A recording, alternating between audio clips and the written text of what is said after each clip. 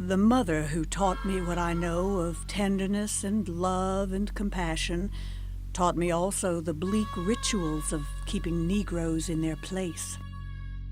The father who rebuked me for an air of superiority toward schoolmates from the mill and rounded out his rebuke by gravely reminding me that all men are brothers, trained me in the steel-rigid decorums I must demand of every colored male.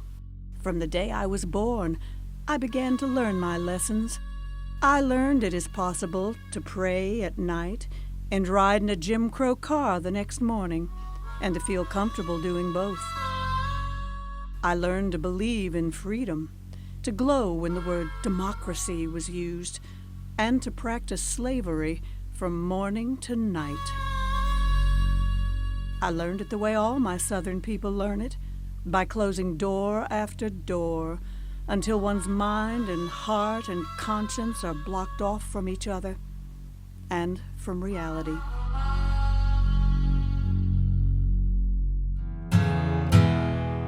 I brought these books on purpose because the stories that I tell are informed by my family. Like Lillian Smith, Facing History's founder and executive director Margot Stern Strom grew up in the South. From some of the people closest to her, she learned about the differences between white and black in her region, and came face to face with the realities of custom, conscience, and justice. Our school was directly across the street from the Memphis Zoo, and I could see that zoo, and I saw it every day. And the front of the zoo had one sign that said Colored Day Only on Thursday. And the other entrance said No Whites on Thursday. I always felt the privilege I could go in any door, anytime, and I think I did. And that was no different than any of the other customs that we followed. There were colored and white water fountains at the department store. There were colored and white waiting rooms at Greyhound. Every bit of our life was influenced by that. But I do know that whatever was happening in the real world of the Jim Crow laws and the legacy of this kind of segregation and this inequality never entered the doors of my school. Now I know so many people who have told me what it was like as an African American, as once then called a Negro, to go on a trip where you couldn't find a bathroom, where you couldn't find food, or to learn about the integration of baseball teams, ballet performers who came with someone who was not the right color of the skin, couldn't get into the hotel. And it turns out lots of people made moral decisions. They wouldn't stay at the hotel that wouldn't let someone eat there, or they would make sure that they stood up to somebody at a gas station or a filling station to say, let that man go to the bathroom. But those are unsung stories, and for the most part not passed down from generation to generation in any textbook that I had.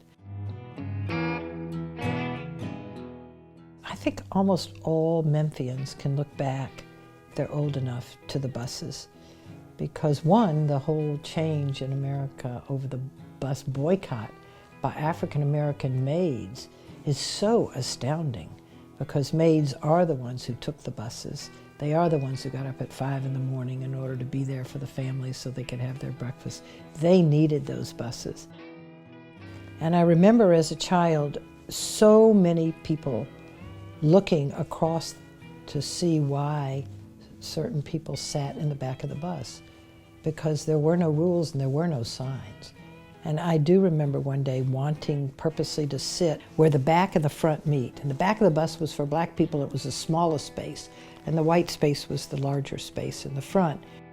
And I remember sitting with one leg on either side. So I wasn't quite in the back and I wasn't quite in the front, but I had the privilege to do whatever I wanted as a young girl, I thought.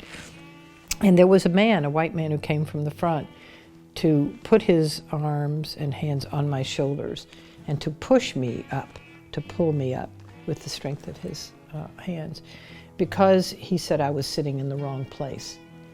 And that moment was a moment of a bit of anarchy. I mean, first of all, no one's going to tell me where to sit. And two, it was just so confusing. And I actually don't remember. Did I confront him? I doubt it.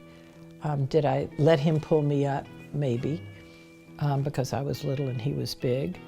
But did I ever forget that moment? No. And do I know what other people were thinking? No. It was really something that happened inside me and has never gone away.